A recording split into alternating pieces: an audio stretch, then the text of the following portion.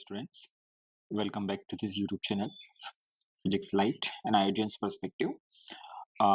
Students, मैं इस video में आप लोगों के लिए वन गो में सारे इम्पोर्टेंट कॉन्सेप्ट्स और फॉर्मूले कवर करने वाला हूँ जो आप लोगों की कमिंग एग्जाम्स के लिए काफ़ी ज़्यादा इम्पोर्टेंट होने वाला है। ओके, तो भले वो जेई मेंस 2026 हो या अपना नीट यूजी 2026, दोनों ही एग्जाम के लिए फिजिक्स के पर्सपेक्टिव से ये सारे कॉन्सेप्ट्स बहुत ही ज्यादा इंपॉर्टेंट और क्वेश्चन सॉल्विंग पॉइंट्स प्रूव होने वाले हैं। ओके, तो आप इस वीडियो को आखिरी तक देखें, मन लगाकर देखें और जो फॉर्मूले आपको पता हो उनको बहुत बढ़िया से रिवाइज करें एक बार और जो नहीं पता हो उनको इस वीडियो के साथ में आप एक शीट पर या कॉपी में नोट करते चले। तो at last you will find कि आप लोगों की फॉर्मूला कॉपी प्रिपेयर हो गई है जो आपकी एग्जाम के जस्ट पहले आप लोग की बहुत हेल्प करने वाली है। ठीक है, तो मैं इस वीडियो सीरीज को नाम देने वाला हूं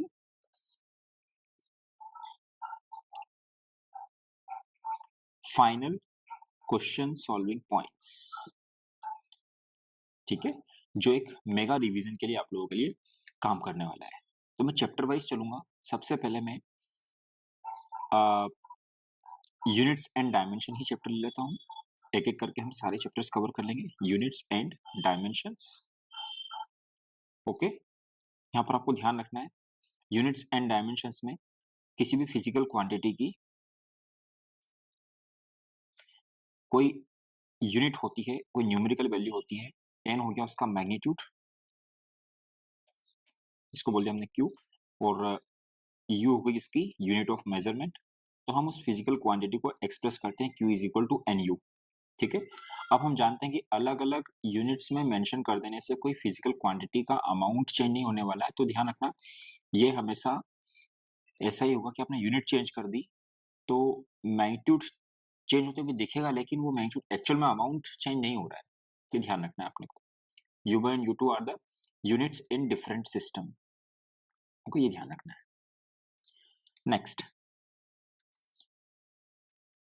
हमारे पास एक SI सिस्टम है।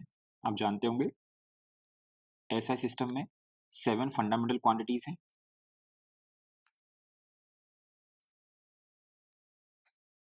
7 फंडामेंटल क्वांटिटीज। आई थिंक यहाँ पर जरूरत नहीं है मुझे उनको एक्सप्रेस करने, लेकिन फिर भी चाहूँ तो एक बार मैं यहाँ लिख देता हूँ। Length, mass, time, electric current, temperature, amount of substance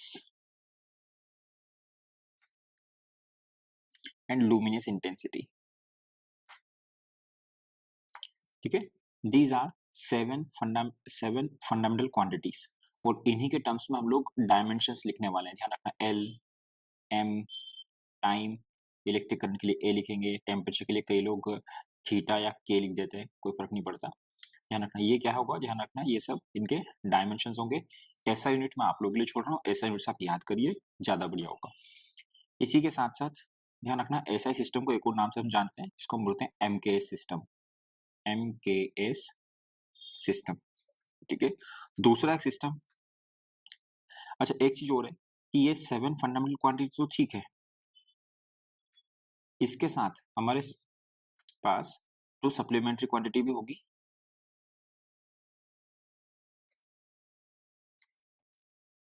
वो 2 सप्लीमेंट्री क्वांटिटी कौन सी है, तो मैं आपको बता दूं, एक होगा प्लेन एंगल, एक होगा सॉलिड एंगल।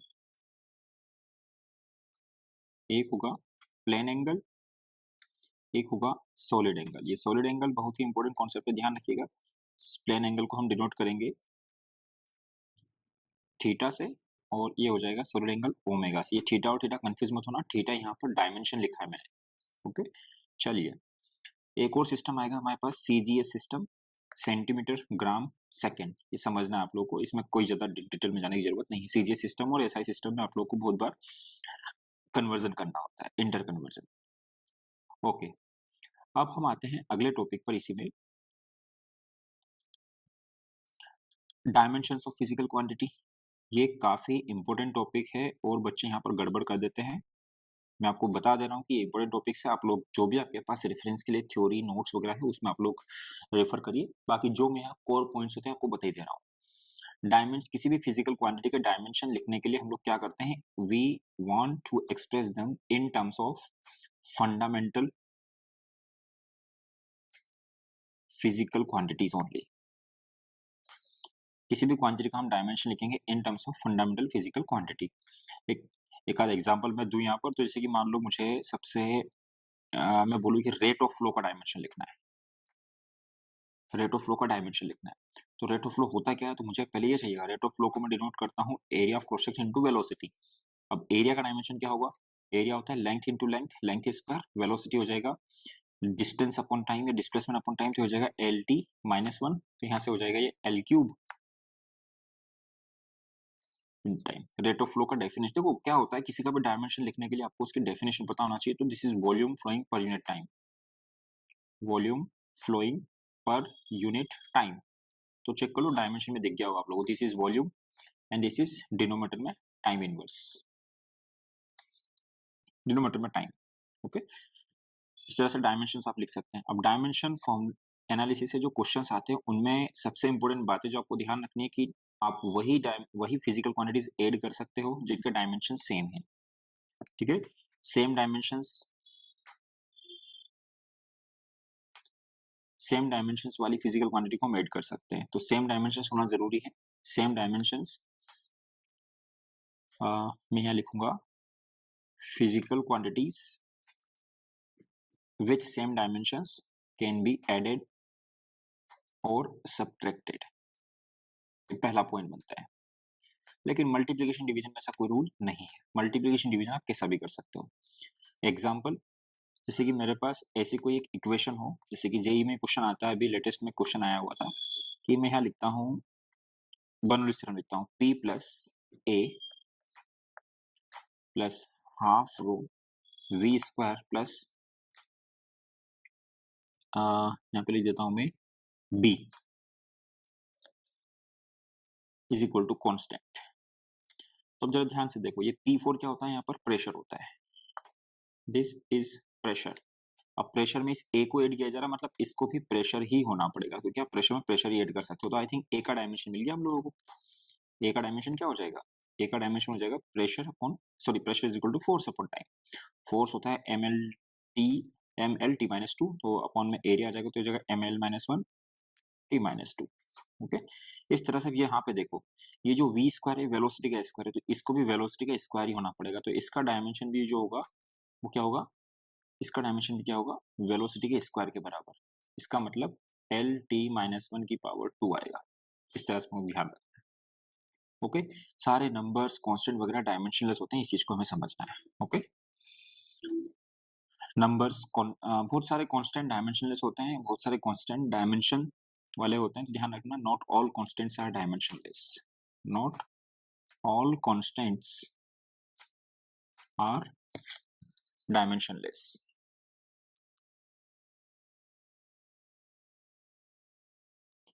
एग्जाम्पल, आप लोग सोचो मनी मन में क्या लिख सकता हूं मैं। ये h लिखूं तो ये क्या है? ग्रेविटेशनल कांस्टेंट क्या है? कोएफिशिएंट ऑफ विस्कोसिटी क्या है? ओ लिखता हूँ म्यू, कोएफिशिएंट ऑफ फ्रिक्शन, है ना, ये भी कांस्टेंट ही होता है दो सरफेस के बीच में। और बताइए क्या इसका डायमेंशन होता है? बिल्कुल डायमेंशन होता है इसका। प्लैंक्स कांस्टेंट और एंगुलर मोमेंटम का डायमेंशन शायद सेम होता है, आप लोग चेक कीजिए।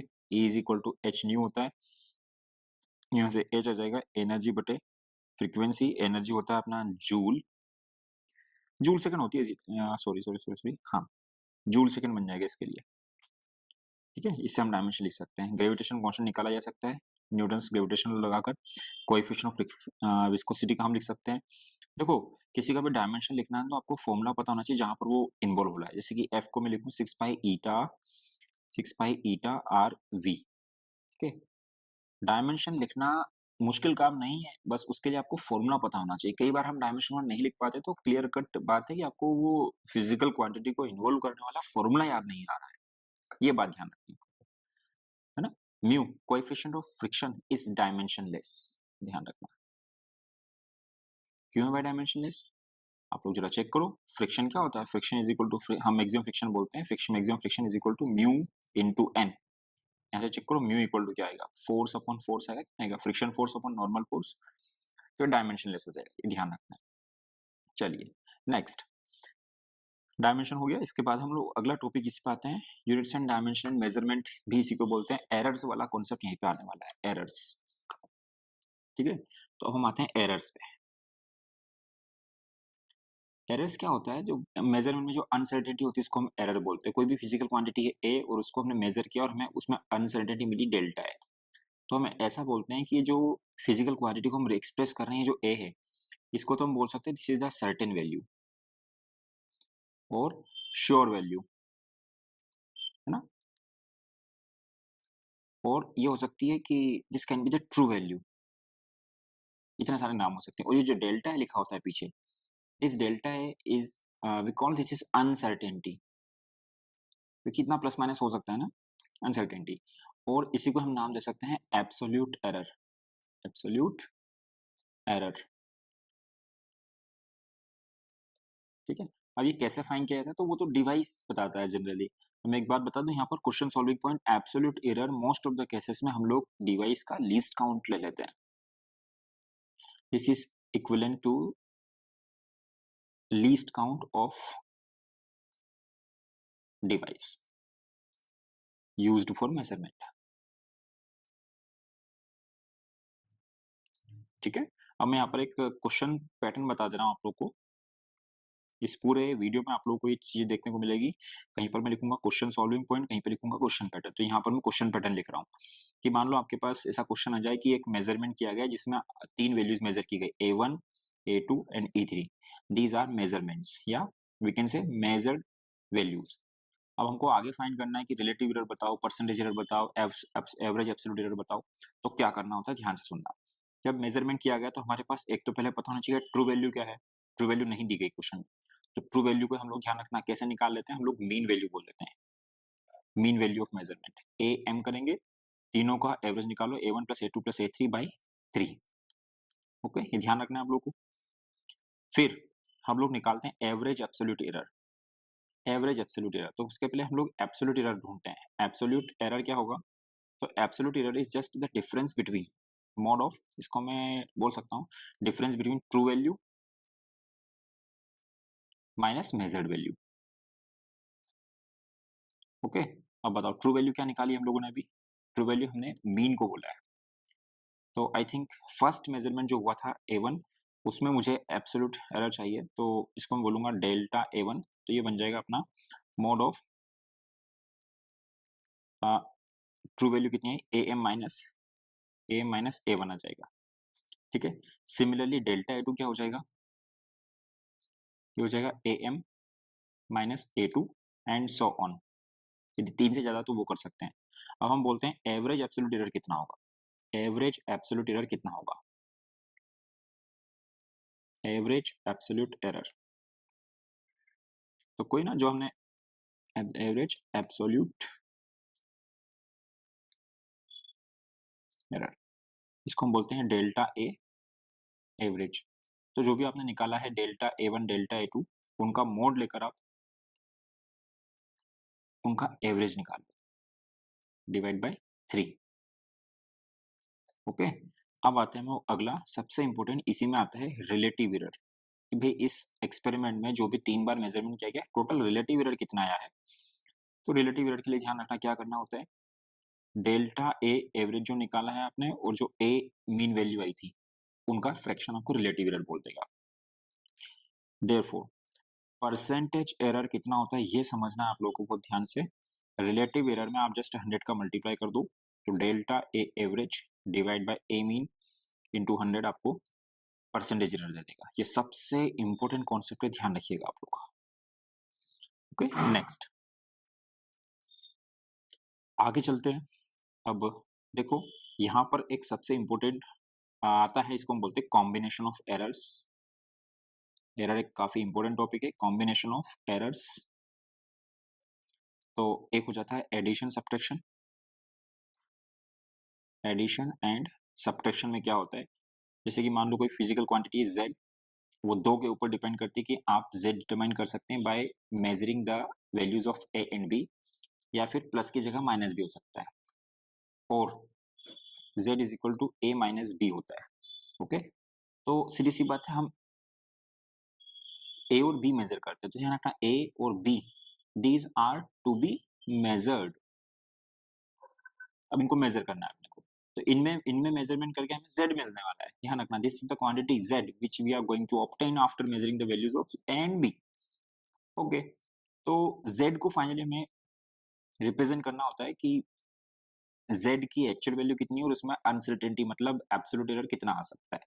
तो एडिशन एंड सब्ट्रैक्शन में तो बड़ी आसान बात है, आप लोग डायरेक्ट लिख सकते हैं। इसको हम लिखेंगे z plus minus delta z। इसको हम बोल देंगे this is the sure value, जो कि एक्चुअल में और कुछ नहीं होता है, बस z is equal to a plus B ही बन जाएगा। और ये जो डेल्टा z है, this is error, absolute error, जो कि कैसे निकल के आने वाला, तो हम डायरेक्टली याद रखें आप लोग, ये हो जाएगा delta a plus delta b। ये ध्यान रखना है आपको।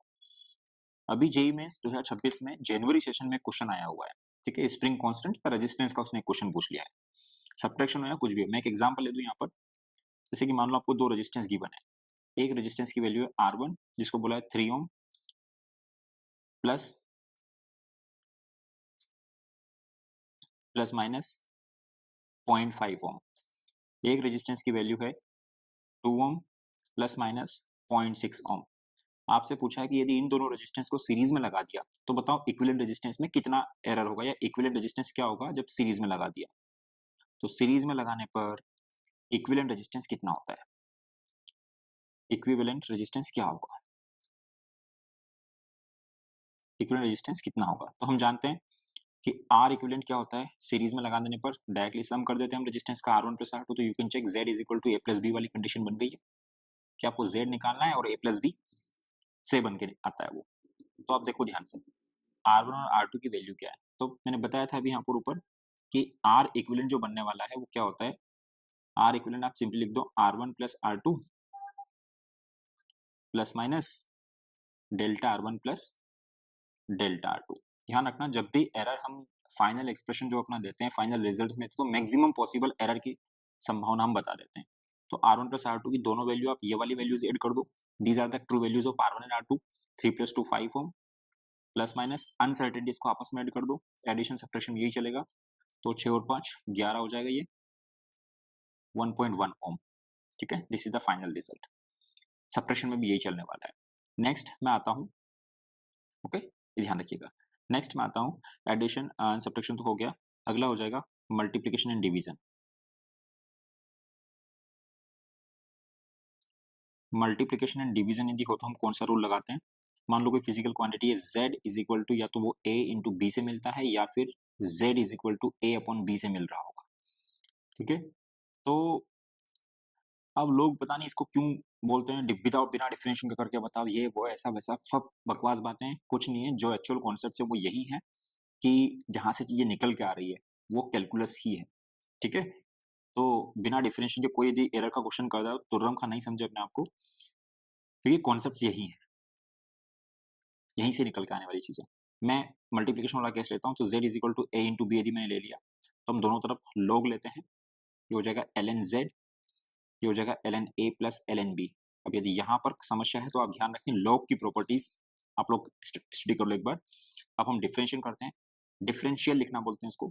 ln z का डिफरेंशियल होगा 1 बाई z, और z का डिफरेंशियल हो जाएगा, मैं लिखूंगा इसको notation dz, this is 1 by a dA, this is 1 by b dB, है ना। अब ध्यान से देखोगे तो और कुछ नहीं लिखा है, ये dz अपॉन z ही लिखा हुआ है। इसको मैं इस तरह से लिख सकता हूँ, दिस इज dz, dz या डेल्टा z भी लिख दो, कोई दिक्कत नहीं है, delta z by z, this is delta a by a and this is delta b by b।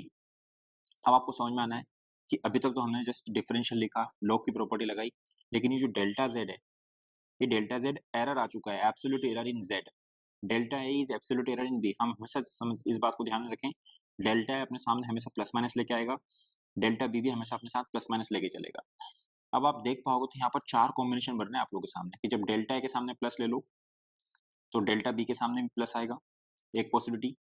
दूसरी पॉसिबिलिटी डेल्टा a के सामने प्लस, डेल्टा b के सामने माइनस, डेल्टा ए के सामने माइनस, डेल्टा बी के सामने प्लस, डेल्टा ए के सामने माइनस और डेल्टा बी के सामने माइनस। ये 4 पॉसिबिलिटी है, plus minus plus minus plus minus. इनमें से आप बताओ मैक्सिमम पॉसिबल एरर कौन कौन से केस में निकल के आने वाला है। तो मैं कहता हूँ एक फर्स्ट केस में और एक फोर्थ केस में मैक्सिमम पॉसिबल एरर है। तो फाइनली मुझे मैक्सिमम पॉसिबल एरर देना होता है। मैक्सिमम पॉसिबल एरर के लिए हम लोग सब जगह पर या तो प्लस उठा लो या माइनस उठा लो। उसके लिए बनेगा क्या, this is delta Z by Z is equal to delta A by A plus delta B by B. यहाँ से आप लोग डेल्टा जेड लिख सकते हैं which is delta A by A plus delta B by B into Z, और हमेशा ध्यान रखना ये प्लस माइनस में आएगा।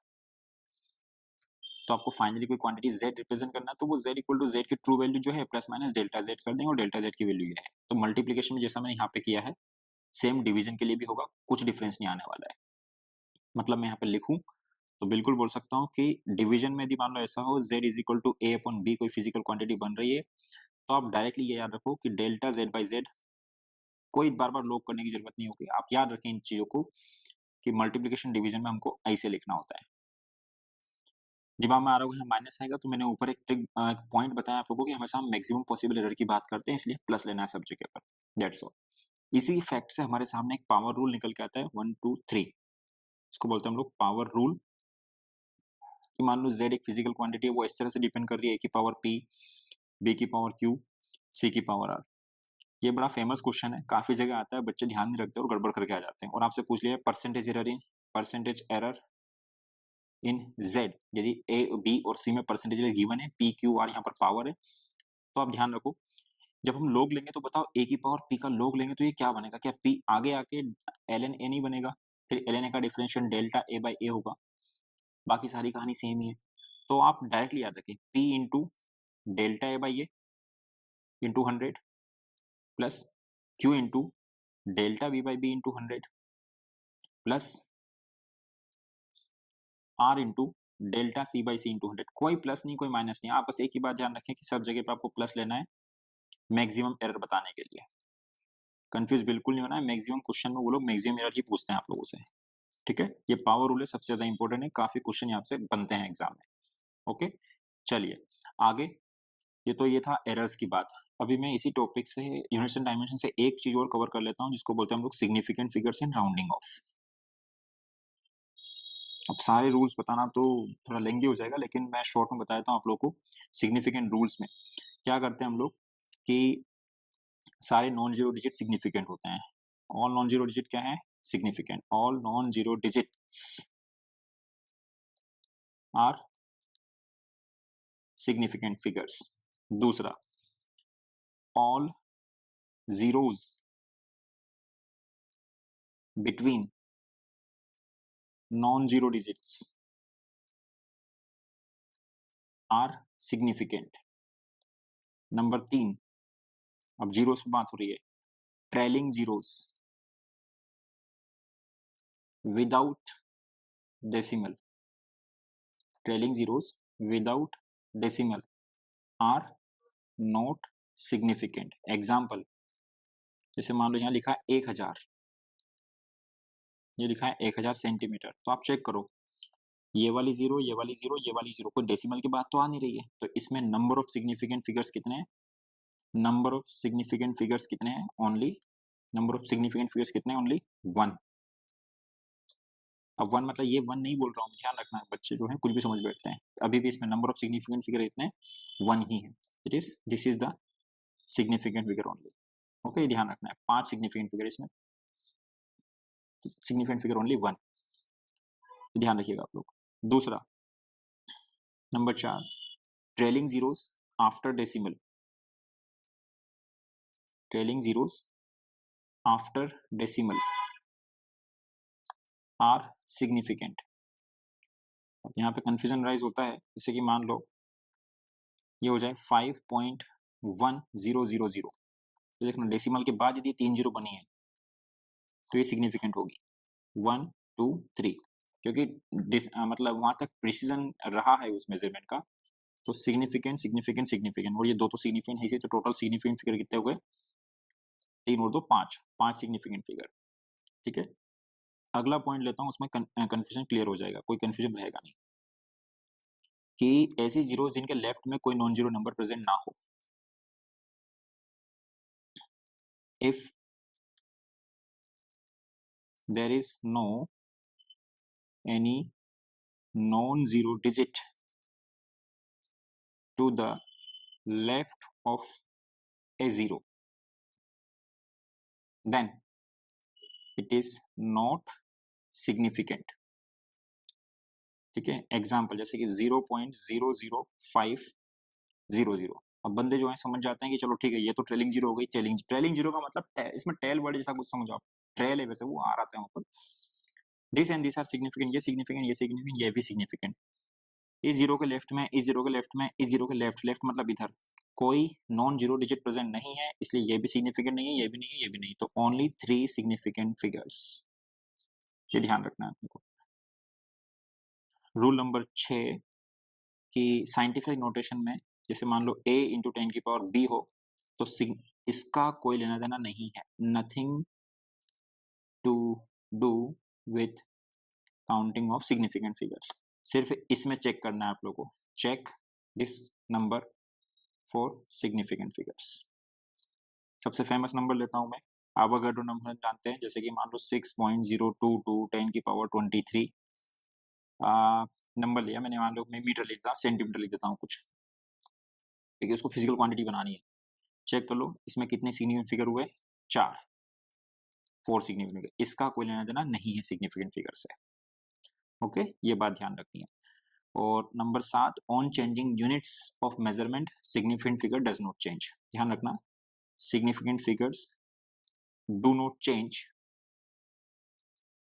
with change of units of measurement, units of measurement। ठीक है, तो ये सिग्निफिकेंट फिगर के रूल हो गए हमारे सामने कुछ। लास्ट एक चीज और बताता हूं मैं, राउंडिंग ऑफ, नहीं एक मिनट, यहाँ पर सिग्निफिकेंट फिगर के कुछ क्वेश्चंस बनते हैं, वो भी बता देता हूँ मैं आप लोगों को कि अपने सामने एडिशन सब्ट्रैक्शन की बात होती है, एडिशन एंड सब्ट्रैक्शन, और आई थिंक इसके पहले राउंडिंग ऑफ पढ़ लेते तो ज्यादा बढ़िया रहता, क्योंकि फाइनली सब कुछ क्लियर हो जाता उधर। ओके, तो पहले मैं राउंडिंग ऑफ बताता हूँ कि राउंडिंग ऑफ क्यों करना जरूरी होता है। करना क्या है, राउंडिंग ऑफ द डिजिट्स, कुछ नहीं है। राउंडिंग ऑफ डिजिट्स में जैसे कि यदि मान लो जो डिजिट हमें ड्रॉप करना है, इफ जरूरत पड़ती है कि एक डिजिट को हमें ड्रॉप करना है, if digit to be dropped, number 1 possibilities is greater than 5, if digit to be dropped is greater than 5, then left digit को क्या कर देना है, लेफ्ट डिजिट +1 कर देना और उसको ड्रॉप कर देना। वो डिजिट को ड्रॉप करना उसको ड्रॉप कर दो, लेकिन लेफ्ट डिजिट +1 कर दो। If digit to be dropped is less than 5, then no change in left digit. जिस डिजिट को ड्रॉप करना है उसको तो ड्रॉप कर दो, पर उसके लेफ्ट की डिजिट को हमें कुछ भी चेंज नहीं करना है। यदि इक्वल टू 5 हो तब 2 पॉसिबिलिटी आती है, इफ लेफ्ट डिजिट इवन है तो नो चेंज, छोड़ दो उसको as it is. If left digit मतलब लेफ्ट साइड की डिजिट, ध्यान रखना, ऑड है तो क्या कर देना है, उसको +1 कर दो, सिंपल। एग्जाम्पल बोल दूं, एग्जाम्पल के साथ बात कर लें। एग्जाम्पल जैसे कि मान लो ये 5.376, अब मान लो मुझे इसमें कितने सिग्निफिकेंट फिगर काउंट करूं, यहाँ पर 1 2 3 4, 4 सिग्निफिकेंट फिगर है, मुझे 3 सिग्निफिकेंट फिगर चाहिए, तो ये वाला हमें ड्रॉप करना पड़ेगा। This is the digit to be dropped.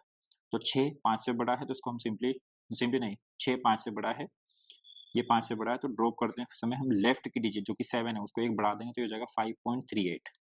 Clear है।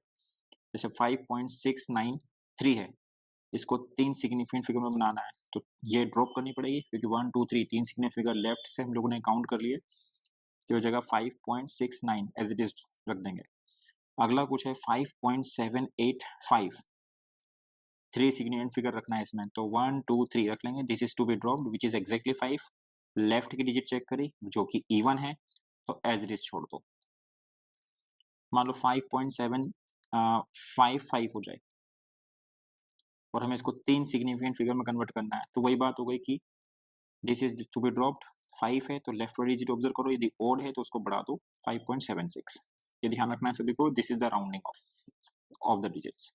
ओके, आगे बढ़ते हैं। अब हम लोग देखते हैं कि रूल्स फॉर जेई में, सब ध्यान रखना है, जेई मेंस 2026 में ऑलरेडी क्वेश्चन आ चुके हैं सिग्निफिकेंट फिगर, राउंडिंग ऑफ वगैरह वगैरह के। Rules for significant digits in arithmetic operation, rules for significant digits in mathematical operation, arithmetic operation, जैसे कि एडिशन सब्ट्रैक्शन हो जाए, जो भी है। तो एक होता है addition subtraction, addition and subtraction. Addition subtraction में क्या करना होता है, final result should not be more precise than the least precise number. Okay, final, ये लाइन याद रखना, final result can not be more precise than the least precise number being added or subtracted। ठीक है, example 5.32 plus 6.1 यदि आपको add करना है तो जरा ऐड करके देखो, ये 2 एज इट इज, 3 और 1 हो जाएगा 4, 6 और 5 हो जाएगा 11। अब देखो इस नंबर का प्रिसीजन हम देखें तो 1 और 2 डेसिमल के 2, सॉरी हाँ, डेसिमल के 2 प्लेसेस तक ये नंबर एक्सप्रेस्ड है, ये नंबर डेसिमल के 1 प्लेस तक एक्सप्रेस्ड है।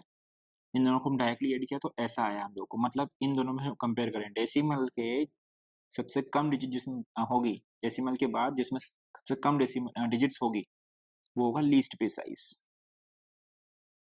लीस्ट प्रिसाइज, तो अब लीस्ट प्रिसाइज का मतलब डेसिमल के बाद कितनी डिजिट है, इसमें 1, तो यहाँ भी हमें 1 डिजिट रखनी पड़ेगी। इसका मतलब this 2 is to be dropped. और कैसे ड्रॉप करेंगे तो उसको हम राउंडिंग ऑफ बोलते हैं, और राउंडिंग ऑफ का रूल मैंने अभी पढ़ाया ऊपर आपको। तो ये कितना हो जाएगा, 2 5 से छोटा है, तो ये हो जाएगा 11.4 only. This is the final result. Okay, last एक टॉपिक और है, multiplication and division. Multiplication and division, multiplication and division. Multiplication और डिवीजन में क्या रूल बनता है कि फाइनल रिजल्ट में, मैं इसको यहाँ पे लिखता हूँ जैसे कि 9.00 है, इसको हम डिवाइड कर रहे हैं 3.0 से। तो मल्टीप्लिकेशन डिवीजन में आप सिग्निफिकेंट फिगर काउंट कर लो, इसमें कितने सिग्निफिकेंट फिगर है, 3 सिग्निफिकेंट फिगर, इसमें कितने हैं, 2 सिग्निफिकेंट फिगर।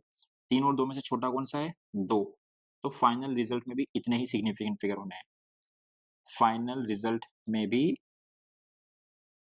2 सिग्निफिकेंट फिगर रखना है, ऐसे ध्यान रखो। तो 9 डिवाइड बाई 3 जब हम करेंगे तो हम जानते हैं कि 3.00 जितना अच्छा लगा सकते हैं, लेकिन चेक करो यहाँ पर 2 सिग्निफिकेंट फिगर रखना है, तो इसको भी रखा जाएगा, इसको भी रखा जाएगा, this is to be drop, तो फाइनल रिजल्ट बनेगा 3.0।